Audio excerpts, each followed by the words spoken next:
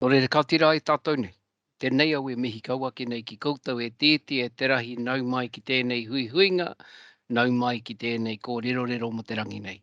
He kōrero e pāna ki a tūteihi, he kōrero e pāna ki a Ihi Aotearoa, kei raro anō i te maru o te pono, o te tika, o te aroha, nō reira tōna tikanga, kia pono tātou ki te kaupapa, kia tika hoki nā mahi, me aroha tātou ki te tangata, aha ko wai te tangata, aha ko nohia te tangata.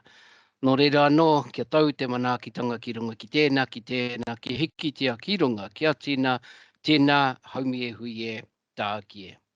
Kia ora tātou, tēnei au, he mokopuna no te maunga tītohia maunga taranaki, ara ko Neavin Broughton tōku ingoa, ko au tētehi kaimahi o Rautaki Māori. Kia ora and welcome everyone today. My name is Neavin Broughton. I hearken from the region of Taranaki, more so southern Taranaki, and I'm part of the Rautaki Māori team and one of the kai kōrero for today. I hand it on to taku tuakana nei, Perēri, kei a koe.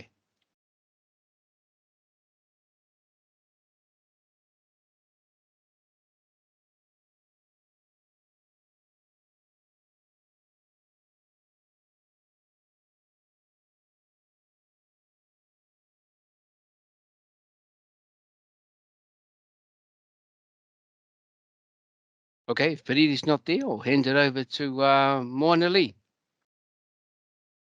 Tēnā tātou katoa, ko Moana-Lee Raihania tēnei, ko Ngāti Porou ngai tā manuhiri rongamai wahine te aroa wau.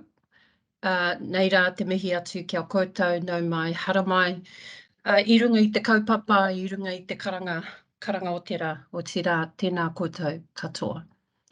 Moana-Lee Raihania, Toihautu at Sport New Zealand, been at Sport NZ for almost 5 years now, and looking forward to this kōrero. I wasn't on screen last week, 2 days ago, but yeah, I'm back in town and looking forward to sharing our kaupapa with you this morning. Kei a koe Perēri. Tēnā tātou katoa, ko Perēri Hathaway tōku ingoa, he uri no Ngāti Wai, Ngāti Maniapoto hoki, tēnā tātou katoa. Kia ora everyone, Perēri Hathaway is my name. I'll be joining the presentation today as part of the Rautaki Māori team that was involved in Sport New Zealand's cultural journey over the last 4 years. I'm looking forward to the kōrero. Kia ora.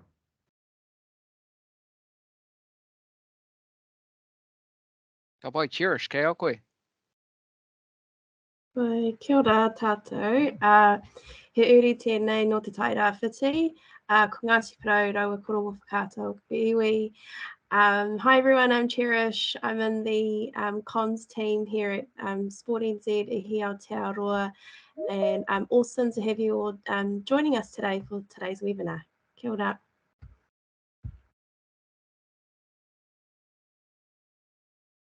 And some housekeeping, Cherish? Yeah, just to let everybody know that today's webinar is being recorded and will be made available on the Sport NZ website along with the slideshow. Everyone who's registered to attend both webinars this week will receive a link to replay and rewatch that. If we could just ask that everybody keeps their mics on mute throughout the presentation, please. And other than that, following the kōrero, there'll be opportunity for Q&A. So please drop your questions into the chat. I'll be moderating, and after the presentation, we'll be putting your pārtai forward to our presenters today. And because we are a fun bunch at Sport NZ, when you hear this waiata, which one should I play? Should I play State Highway 35 or Poie? I will play our waiata to let our presenters know to start wrapping up their presentation, because I'm sure everyone's itching to want to ask their questions, and then that'll give us more opportunity to be able to answer any pārtai that you might have. Other than that, I'll hand the rako over now to Moana-Lee. Hi, Cherish. I'm just going to share.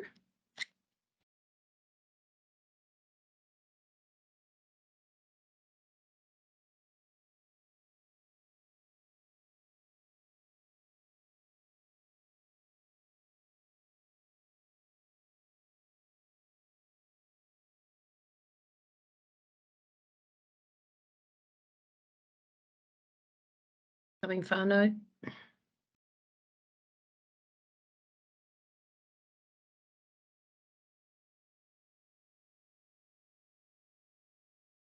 Technology.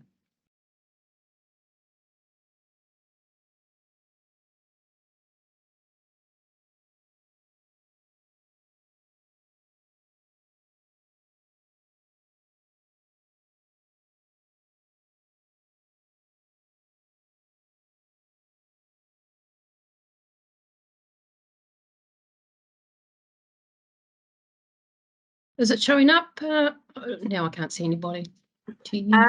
We can see it. You just need to make it a full screen.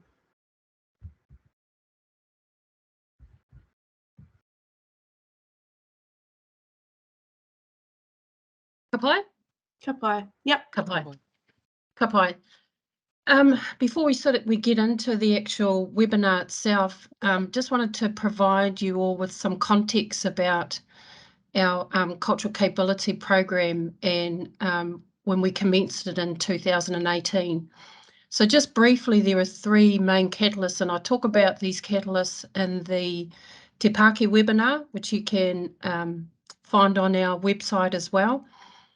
Three main catalysts for change for Sport New Zealand, really, and our call to arms, our whii tiki e. One of the catalysts was the Hioranga Poutama program. I'm not going to go into too much detail about the why in terms of Hioranga Poutama, but it was a key catalyst for change in terms of some decision making that was made by Sport New Zealand. But once again, you can go back to the Te Pāke webinar, and I do go into a bit of detail about why Hioranga Poutama was one of those catalysts. The other step in here was our Māori participation review that was completed in 2017.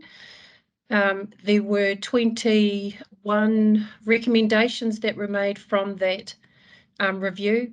It's online as well on our website. And one of those recommendations in there was about the cultural capability of staff at Sport New Zealand. So that definitely was one of the catalysts or call to arms for this cultural capability program. And then the third key catalyst was leadership, really, inside of Sport New Zealand. So Sport New Zealand needing Māori leadership. Also, the CEO at the time, Peter Miskimen, he too went on his own personal journey around cultural capability and Māori culture itself, and his leadership at that time, he was very trusting in what I was bringing at that time as Toihautu to the organisation, and we worked quite closely together to build this the outcomes of the Tutehe program. So those were the three catalysts. At Sport New Zealand, when I arrived here, there was no Māori staff, there was no Māori team. There was only a Māori program, which was Hioranga Poutama, and that was pretty much all that was at Sport New Zealand. So these three catalysts, they have been the foundation to a lot of change at Ihi Aotearoa, and the key one that we're talking about today is Tutehe.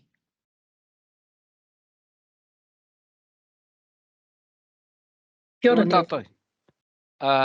Coming back in here, so if we look at our journey today, Tutehe, what is Tutehe? It's a tailored or a bespoke cultural capability program specifically designed and developed for Sport NZ Ihi Aotearoa. So that was the first start, is we didn't want something off the shelf. We wanted something that really worked for Sport NZ and the type of kaupapa that we're up for. We created what we call a cultural baseline. So what is it that we want people in the organisation to know, to be able to do, and to be able to measure people against that is are people meeting that baseline, and if they're not, what do we need to do to support them to get to that baseline? Once you have a baseline of understanding the context and the comfortability, I suppose, of where people are at, enable you to kind of move into the next areas of being confident and being able to work effectively with Māori. As we were designing the program, we had to ensure that the content was once again specific to the kaupapa that we had at hand, and that the delivery would work. Over the last 4 years, we've shifted our delivery. Prior to 2020, it was in person. Post that, we've had to go online, and now we're looking at whether we can have a mix of going online and in person. So depending on what our circumstances and situation is, we can chop and change the program, but the content doesn't change. Ensuring that whatever we did when we talked about the content is, now that we've raised people's awareness, how can we raise the relevance and the appreciation of people? How is it relevant to what they do, to the core business, our overarching kaupapa, to ensure that people are really committed to making a difference? This was for us the starting point. So Tutehe, we build the internal capability of the individuals in the organisation. We then look at moving to our next level, which is building specific baselines, specific information and content for our particular teams that we have. And then the last phase is when we go out and support the sector in that area too. So this is our journey to date. We are now focusing on Tutehe. And I also should say that Tutehe started off as a whole of organisation program, and now it has shifted into an induction program. So anyone who starts at Sport NZ Ihi Aotearoa within the first 6 to 12 months, there's an expectation that they will participate in Tutehe and be supported to reach the baseline that I've just spoken about. So that's our journey to date. What's in Tutehe? I spoke about content. There are 4 major wāhanga module sections. Those wāhanga align with the Te Tiriti Cultural Capability Guidelines, and they focus on Te Tiriti o Waitangi, the dimensions of the Treaty of Waitangi. What were the drivers behind it? What have been the impacts, and how might we utilise Te Tiriti in today's world for the future to come? We focus on the wāhanga tuarua, on whanaungatanga. How do we effectively engage with Māori? Who are the Māori that we are engaging with? And what does it mean to have a meaningful, working and effective relationship? Ka toru, thirdly, he tirohanga Māori. How do we ensure that there are Māori perspectives and acknowledging that if we talk about Māori, there isn't one just overarching or generic point of view. We take into account that the people of Tūhoe have a different perspective from the people of Tainui, of Ngaitahu, of Taranaki, of wherever we might go, and helping people to understand and appreciate the differences between Māori and then the differences between cultures. Tuawha. Fourthly, we focus on te reo and tikanga. Once we have the context of what we're doing, once we can get it kind of in our heads, and it's kind of been embedded in our hearts, how can we then put the application of te reo and tikanga into place and make a real difference to who we are and what we're doing? So, Te Tiriti o Waitangi, whanaungatanga, he tirohanga Māori, te reo and tikanga. That is the content or the body of Tutehe. Kapai Neavin, and it's actually delivered in that way. It's delivered in a Māori mental model context. So in Māori mental model context is we look for the why, we then go to the who, we then work out what do we need to do, and then we work out how we need to do it. So that follows that that mental model of a way of being as well.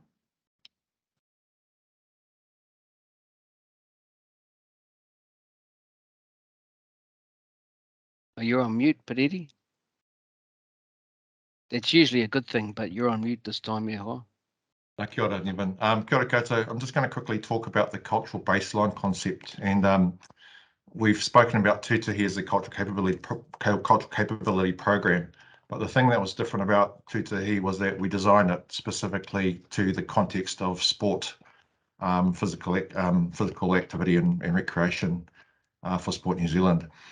That was really important because it made sure that the program itself was relevant to the business of Sport New Zealand and also relevant to Māori who wanted to participate in physical activity across the country.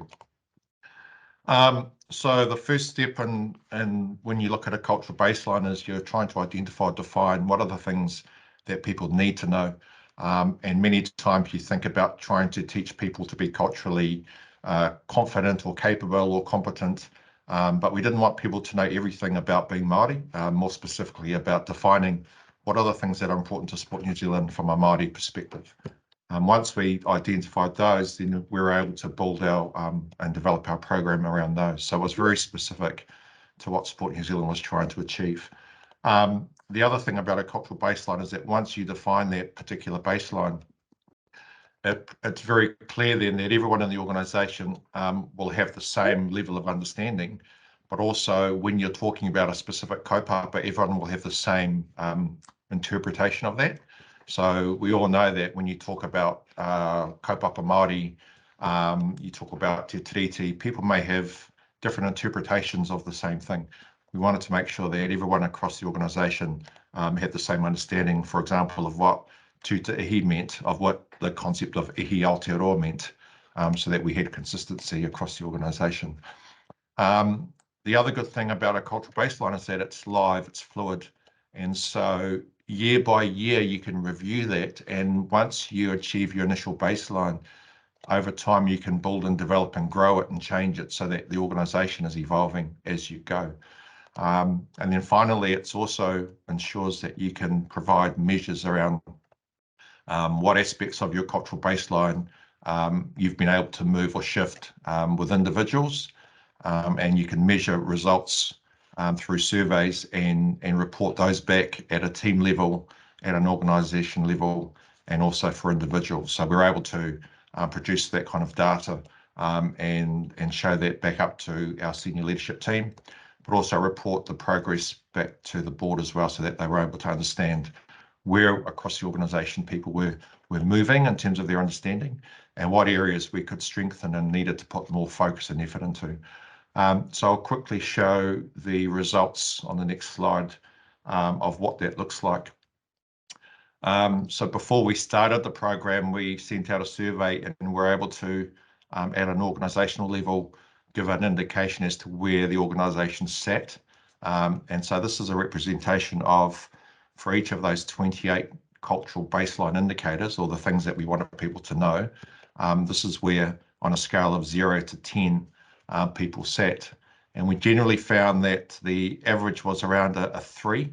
And on a scale of 1 to 10, 3 being kind of unfamiliar, uncomfortable, the purpose of the program was to move people from a 3 to a 6, between a 5.5 and 6.5. So that was the goal, is we represented that scoring of 5, 6, 7 as being a place of comfort, or where people felt comfortable and confident in terms of the content that they were learning.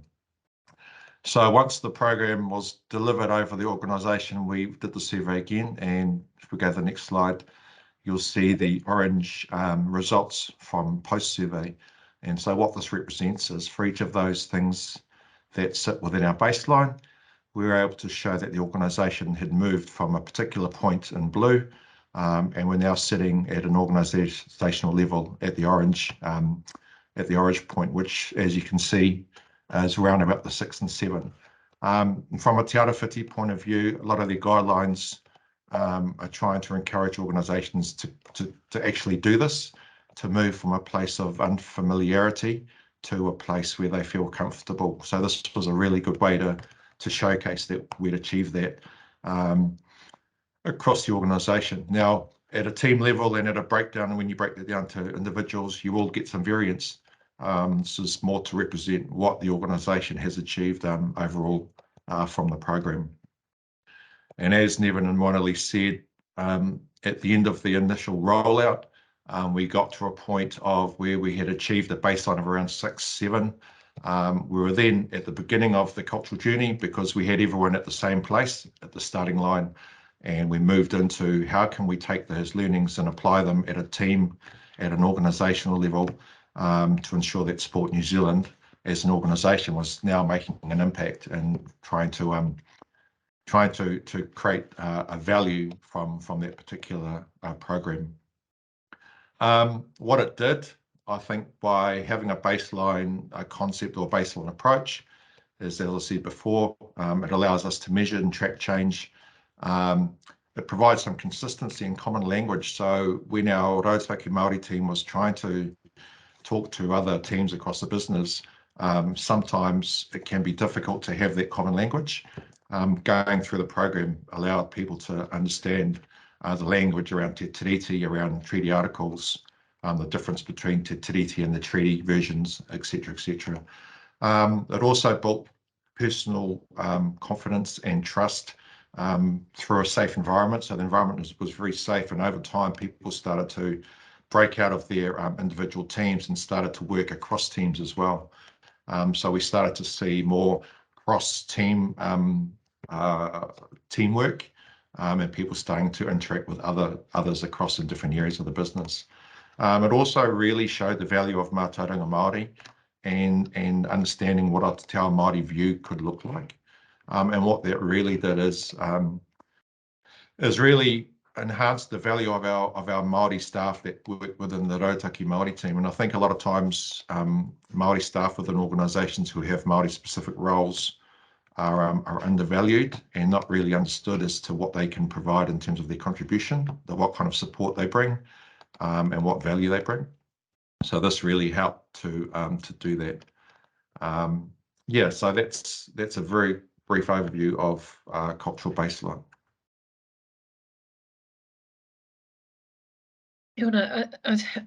When I started at Sport New Zealand and back in 2017, late 2017, and it was really clear to me that the organisation had been holding up pretty much a monocultural structure as well as a monocultural pathways and processes and systems. And the only, as I said before, the only program that was inside of Sport New Zealand that was formed by Māori was He Oranga Pautama.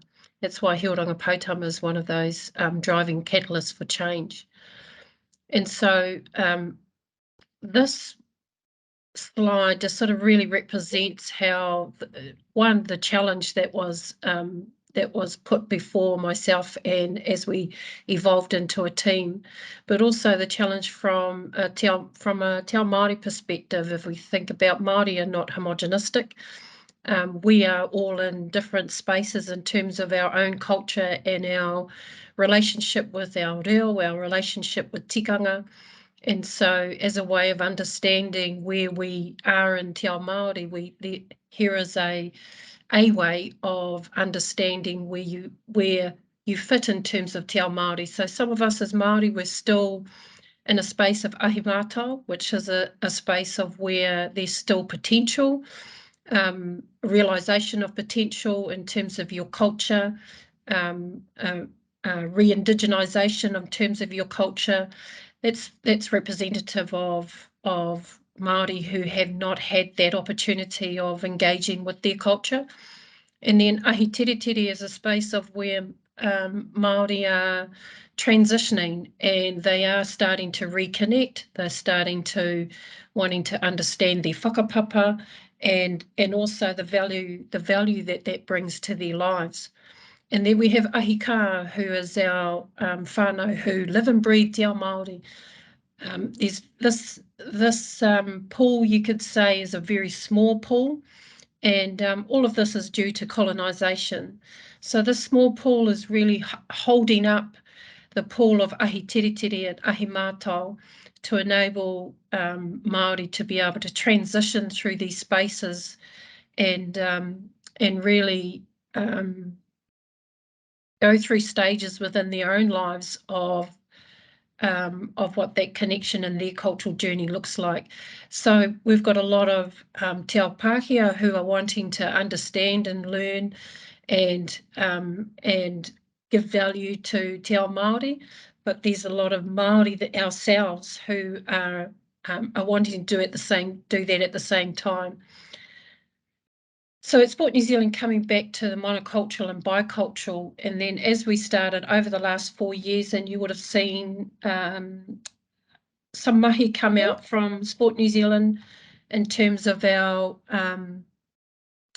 cultural distinctive pathways. So as you can see, there's a smaller circle around monocultural, and there's a bigger circle in terms of bicultural. So some of the work that we're doing inside to support the system change that needs to happen to reflect Te Tiriti processes and pathways. And also we've created and carved out a space for by Māori, for Māori.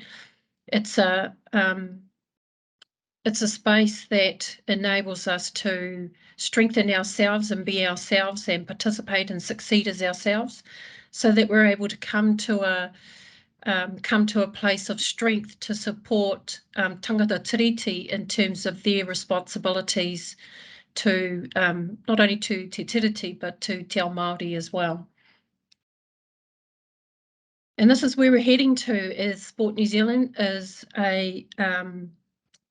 an aspiration of being a Te Tiriti-led organisation of this space of bicultural and Māori cultural. And this is in everything that we do, that our system reflects this, our systems, our processes, procedures, our pathways, our partnerships, our investments, our programs, our funds, you name it, coming out of Sport New Zealand. This is the aspiration that we're moving towards. And I think when I look at the question, why, was Tutehe so successful, is because there's a whole organisation approach to this aspiration of getting to this place of bicultural and Māori cultural in terms of cultural distinctive pathways.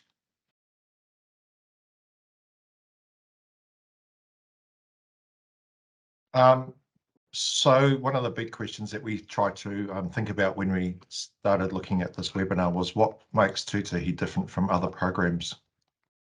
Everyone out across the different organisations across government and across non-government has been embarking on cultural journeys to build their capability. If you look across Google and online, there's people across the sector doing different things in different ways. So this was a really important question for us to answer, I think. The first thing I'd say is that when we developed the program itself, we wanted to not see it as being a training and development exercise, but more a cultural change exercise. How do we change people's awareness and make them answer the questions in a different way or ask different questions? So 30% was probably about the content that we had in the program. 30% was about trying to help them to understand the context of what we were sharing with them in terms of our mātauranga, and also be able to apply that to a Sport New Zealand context. And then the last third of the program was all about ensuring that what we were sharing with them and the conversations that we were having were being applied to specific business challenges, to specific parts of the organisation, so that there was really real relevance there. And so by the end of the program, we had people across Sport New Zealand starting to think differently about their work, coming back to us with ideas and suggestions about, now that I know what I know, I think we could probably do this aspect of our work a little bit differently. Let's sit down and talk that through. There are other things as well. I think one of the things that really stood out, and if you're going to embark on a cultural capability journey, is ensuring that you've got the leadership in the right way. For Sport New Zealand at the time, with Peter Miskimmon as our CE, with Moana-Lee as the current Toihautu, we kind of created a leadership partnership with Peter. And at the beginning of the journey, it was kind of a space where our Sport New Zealand leadership was trying to stand in front the whole kaupapa. After a while, I think Peter realised that things weren't quite in the right space or set up properly to give the most impact and to give the most effect to what it was trying to achieve as a treaty-led or treaty-defined organisation. So what happened was a realisation that in order to really move forward and to value Te Ao Māori, to value Māori culture and mātauranga Māori, the leadership of Sport New Zealand had to stand aside and create a space for Māori leadership.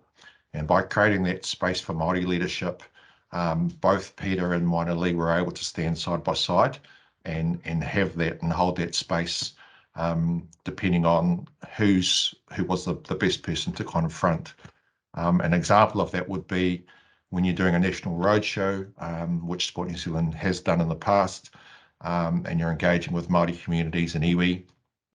It's really, really good for the chief executive at the time to stand up in front to iwi on behalf of the organisation, but it was actually more powerful for Peter to stand beside Moana-Lee and for them to both front up, and then for Moana-Lee or her team to kind of be able to have that space in order to engage at a leadership level. So that's really important. The other thing I'd say is cultural distinctiveness, creating a space within your organisation for Māori to be Māori, for Māori, Rautaki Māori team members to be Māori, and to not be imposed upon or disrupted by a different way of seeing the world. And I think the real value over that 3-year period for the Rautaki Māori team at the time was that we had a leadership in place through Moana-Lee, and we were able to be Māori, and we were able to hold the mana of that space within the organisation to challenge our senior leadership team and the board to have the ability to discuss and debate those things as Māori. And there weren't very many examples of where we were shut down or where our voice wasn't able to be heard. So I think that was a real fundamental aspect of what made Tutehe different, what made the cultural journey different in terms of my experiences. But I'm sure there are others as well, which Moana-Lee will bring up in the next in their closing. So I'll hand back over to you, Moana-Lee. Kia ora, Perēri. There was back in the, I think, slide 3, there was a space there that spoke about Tutehe. So the Sport New Zealand Cultural Capability Program has, Neavin alluded to it, there are 3 stages of it. Tutehe, which is the individual learning, Tutewehi, which is the organisation capability, and Tutewana, which is the sector cultural capability. And this here, Tutewehi, these are some of the things that have organically happened at Sport New Zealand as a result of learning that's coming from Tutehe, and also as a result of the Rautaki Māori team growing from 1 plus 2 consultants to 1 plus 1 Samoan and 2 consultants to 1 plus 1 Samoan and 1 other Māori to 3 consultants. And so that small, lean, mean team were able to work across the teams at Sport New Zealand and achieve all of these deliverables at Sport NZ. Like Perēri sort of alluded to some of it in terms of carving that space out for Māori and being able to come to a hui that where your colleagues value the cultural perspective that you bring to the organisation. It's easily said, but it actually does take a lot out of your Māori team if you have one in your organisation. It does take a lot out of them in terms of their wairua, in terms of their hinengaro, in terms of their whānau, and in terms of their tinana. And yes, those are areas of tapawhā, but they are also real areas of how Māori work inside of organisations, that we don't departmentalise those things and walk into Sport New, or for me, walk into Sport New Zealand and leave all those things that are important to me at home. They come with me, and I'm Māori when I walk in and I'm Māori when I walk out. And so everything in between has to be Māori too, and it is very challenging. But then with that comes all of the fruits of those labours, and seeing the shift and the cultural transformation at the organisation with my work colleagues, with leadership, it is really empowering and helps to continue to mahi a te mahi, you know, keep doing the mahi. So these are all some of those things that have come out from as a result of tutehe in our cultural journey. And that's it, whānau. That's all we've got. I'm going to hand it back to Cherish to navigate us through any questions that you may have. Cherish, kei a koe. Lucky, I was about to play 35. Hang on, I'll just carry on. Okay, whānau. I've seen we've got some questions that have been dropped in the chat. Please drop your questions into the chat. Make the most of the opportunity for our Q&A with our presenters. Pick their brains. We've got a pātai here along the same theme of, will there be additional support available from Sport NZ to support other regional or national sporting organisations who are keen to go on a similar journey of building their own cultural capability? So currently at the moment, with the partners that we have, the groupings of the national sport organisations, regional sports trusts, national education organisations, national recreation organisations, I think I've left some groups off. Our current partners, we do invest into them in terms of leadership and connectivity. They have an outcome in their investments, where cultural capability is an area that we support our partners to take their journey through that avenue and an investment. In terms of going forward, Sport New Zealand still need to land what their actual role is for sector cultural capability build, and they will. I have no doubt that they will in the next 12 months when the Rautaki Māori team evolves into a business unit, and when they have their kaifatu or managers on board who will start to develop the cultural capability framework, but also what is Sport New Zealand's role in terms of sector. And once we understand what that role is, then there'll be no doubt there'll be resourcing that will come underneath that role to make sure that we are fulfilling our responsibility. We've got 3 questions here. Did you say 28 baseline indicators were formed based on the engagement across the sector, or was it set by Sport NZ leadership or the Rautaki Māori team? Question 2, what was the tutehe induction timeframe for completion on average?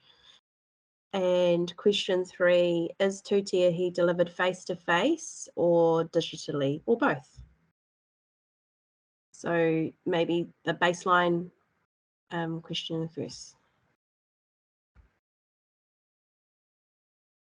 Can I give that to you? Maybe. So the baseline questions or the baseline indicators came from the outcomes. So Neavin sort of gave a high level of the content of the tutehe program that was agreed to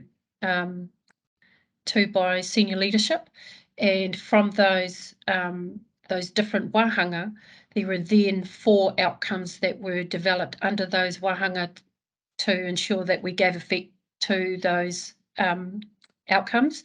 And then once we got those outcomes, we then formulated the questions that we from those outcomes, and that's why there's 28 baseline indicators. They come from each of those wahanga and the outcomes that are within each of those wahanga.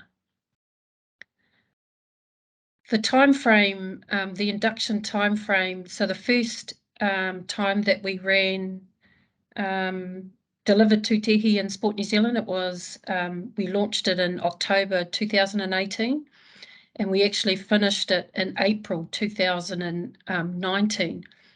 It was a long program, however,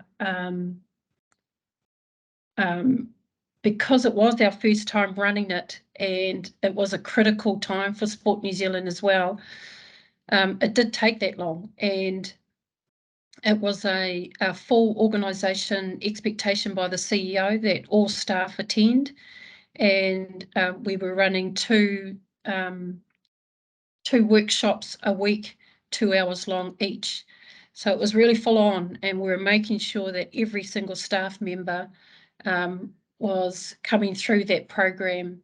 And yeah, so that's how long it took. Nev, I'll hand it over to you to where it is now in terms of timing. Cool. So in terms of timing, we shifted from, it was 8 2-hour sessions, which gave us 16 hours. We also trialled noho marae.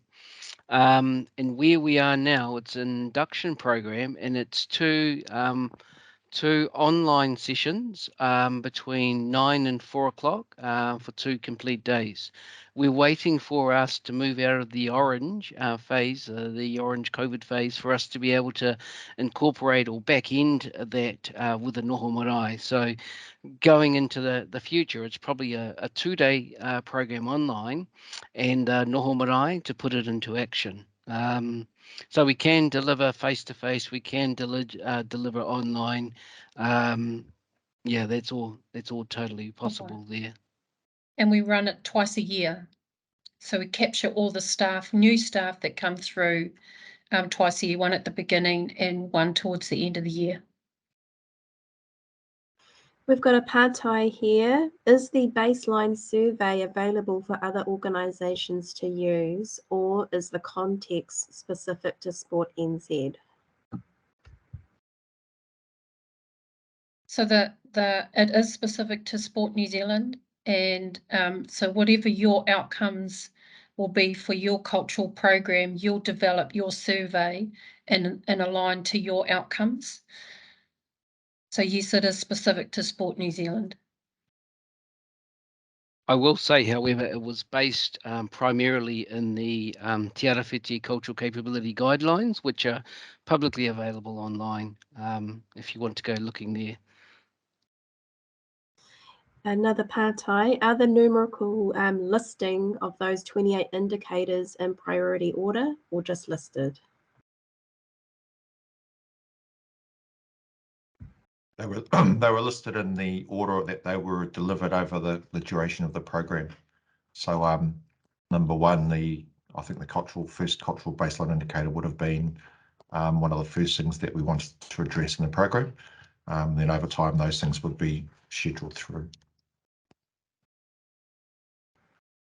Keep your questions coming, whānau, in the chat, and I will pick those up.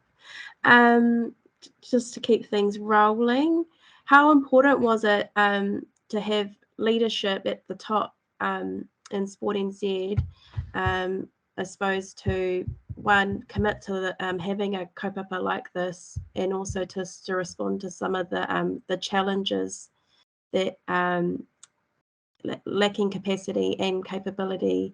How important was it to have leadership on board?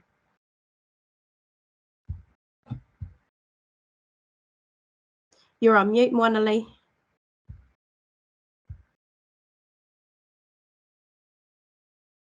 Absolutely critical.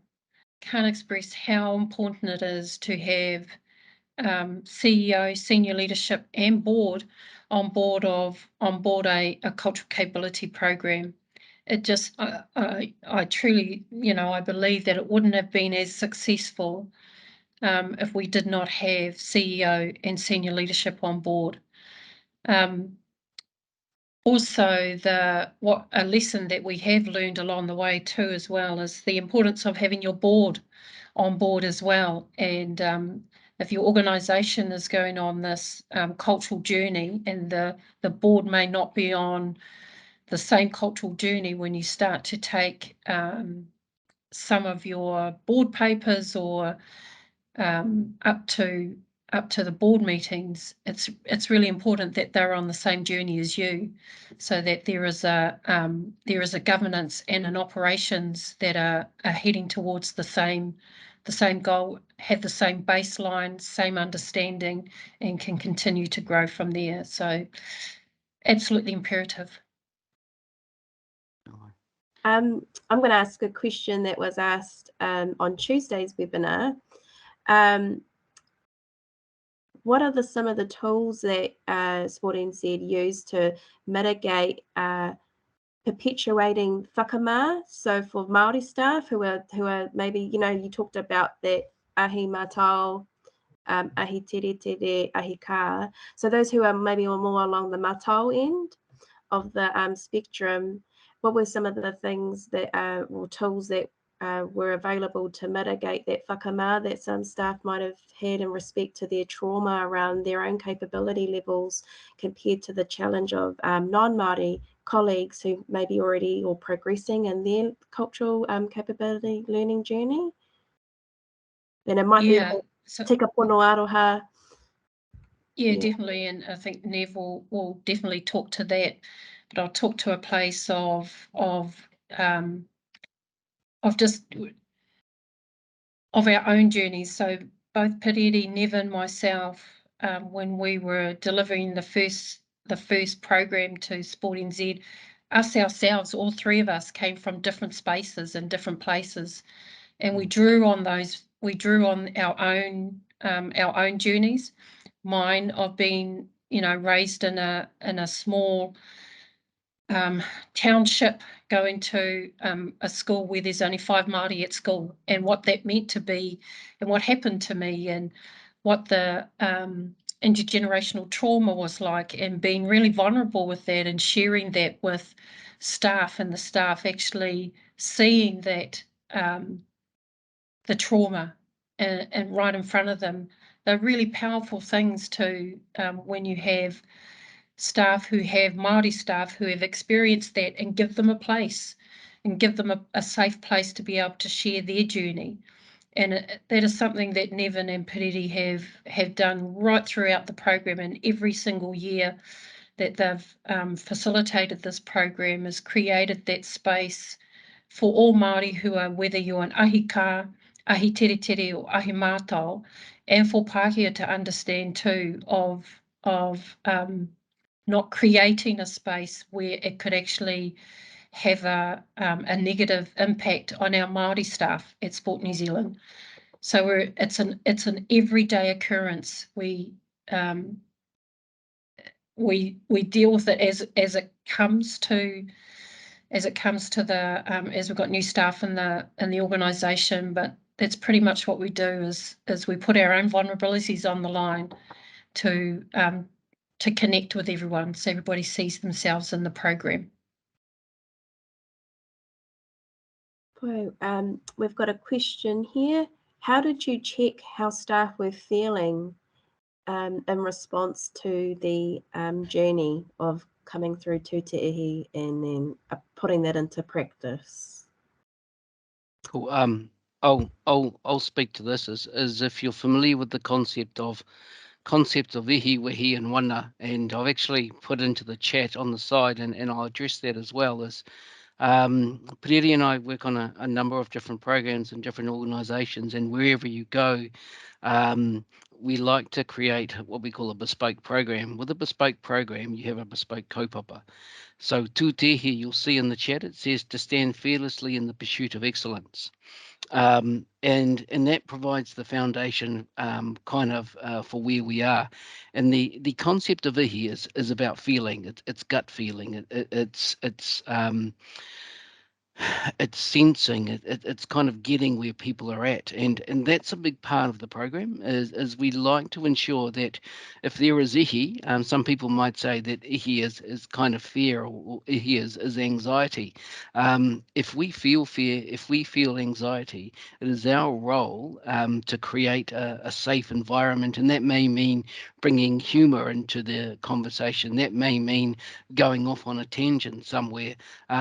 So it's a very, one might say, a very Māori way of operating, is that if ihi, anxiety, fear, or kind of feeling a little bit off comes into the space or the place, our job is to get that ihi back to a space of tau. Tau meaning settled, tau meaning people feeling safe. And if we look at, as I said, tutehe is about standing fearlessly, tutewehi is about reacting to that fear and taking on things, and Te Wana is about making change in the world regardless of the fear and regardless of your experience. So Tutehe, to stand fearlessly in the pursuit of excellence, but in the program itself, is if there is fear or anxiety in the room, it is the role of the facilitators to bring katahi ko te pono, to bring pono, which is authenticity, faith and loyalty, kādua ko te tika, which is to bring integrity and being right, true and correct, ka toru ko te aroha, to bring love or respect to the space, to ensure that we get to a space of tau, which is a very, Moana-Lee talked about a Māori approach. It's a very Māori approach. You're either in the space of tau or you're not, or you're moving towards tau. Our job as facilitators, as kaiarahi, is to always move back, gravitate back to tau, to the space of being settled, to the space of being safe. Yeah. I think also Neavin, is that at the beginning of the program, we laid down some tikanga around, one, we would never leave people behind. So we always had to move together through the journey and wait for our whānau who were, some of the content may be confronting, for example. It was always about ensuring that the perspective, we were just showing and presenting a perspective, one of many, and that everyone in the group had their own perspectives individually based on the environment that they were in, based on their upbringings. So that's fine. The real value was that we all value each other's perspectives equally.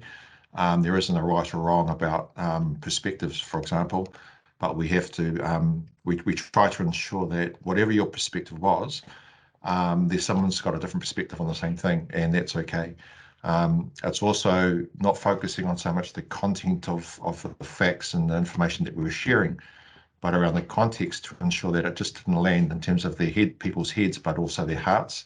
And if you can kind of tap into people's hearts as part of the journey, then you'll be surprised at how much whanaungatanga and how much manaakitanga came through with each particular group, and kind of supported that focus and purpose around making sure that people were safe, they were supported, and they didn't feel like they were being exposed in any vulnerable way. So that's probably, one of the main things. Bye. We've got another pātai here. What advice would you give of how to sort out a program or get a program like this off the ground in an environment or a space that is predominantly Pākehā and may not see the value in building cultural capability? Any kind of insights that any of you could share around getting the support?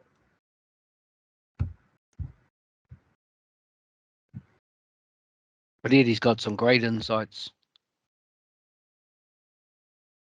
No, I was just thinking about Sport New Zealand's example of how that came about, and probably Moana-Lee would be good to talk about that. Yeah, I think it's a little bit different for Sport New Zealand. Yes, they're a Pākehā organisation. However, there were, I suppose you can talk about the catalyst in terms of bombs. There were some bombs that were about to go off at Sport New Zealand, and sometimes it takes a bomb to create change, and so those three catalysts that I talked about earlier on, some of the bombs that were not going off, but there was potential for them to go off. Was treaty claims were on the table of iwi chairs forum. Those kind of things where there's an iwi movement and behind a kaupapa can enforce change.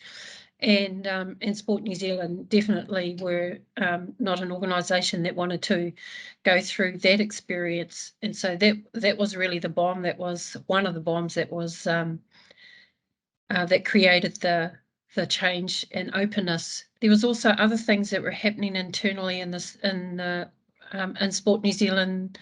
There were other changes of staff morale, change of strategy, all these other things that created a little bit of a unsettling for Sport New Zealand.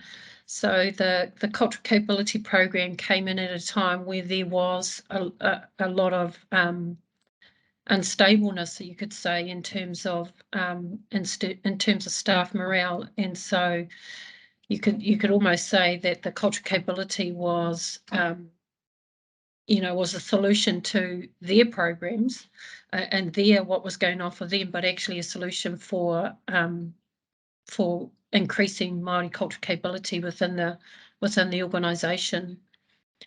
I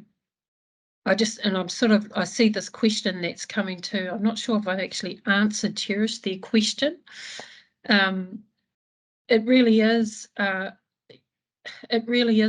individual approach if you're in an organisation which has a lot of Pākehā leadership and Pākehā work colleagues, and you're really struggling, doing it on your own. You have to sometimes think about what is the battle that you're battling and what is the war, and I do that often at Sport New Zealand, is think about, is this a battle that I need to face, or the team need to face, or do we need to let this go? And then we actually focus, we go to what is the war here? And there's some of that of really thinking about that. It's thinking about what your relationships are like in terms of whānau hapu iwi relationships that you have in your region, and how engaging and deeper those relationships to support you in terms of a cultural capability program or change at your organisation. It's going to your iwi authorities and seeing how they could support you if you're a lone ranger in your organisation, and how they could help you to create change in your organisation. It's not an easy. There's not a one size fits all, and there's not a a chill pill that you can take to make all of this happen for you. It's an everyday struggle, and you really do need to surround yourself with support, and especially from whānau hapu iwi who can help you with that. I just see a question in here from Conrad. Kia ora, Conrad. A new Conrad from another life in Kahungunu. Kia ora. He's got a pātai there about, would you say that driving purpose of Tutehe is to contribute to the resurgence of mana motuhake by building the courage through mātauranga and kite of resources within Ihi Aotearoa. I think you need to come work at Sport New Zealand, Conrad. But anyway, yes, it is. We talked about this, carving this pathway for Māori by Māori inside of Sport New Zealand, and that is the mana motuhake pathway inside of Sport New Zealand that we've carved for and by Māori. And it does create the space for engaging with Māori who are in the space of for and by Māori. So you would have seen some new partnerships that are coming out from Sport New Zealand in terms of Te Tiriti who are formed by Māori through and through. Prior to 2018, that wasn't even a seed of thought of actually partnering with Te Tiriti, but because of that, carving that mana motuhake within inside of Sport New Zealand, Te Tiriti are like lights are on. They've got lights all around them. Sport New Zealand are right in there with them and supporting their aspirations with whānau hapu iwi.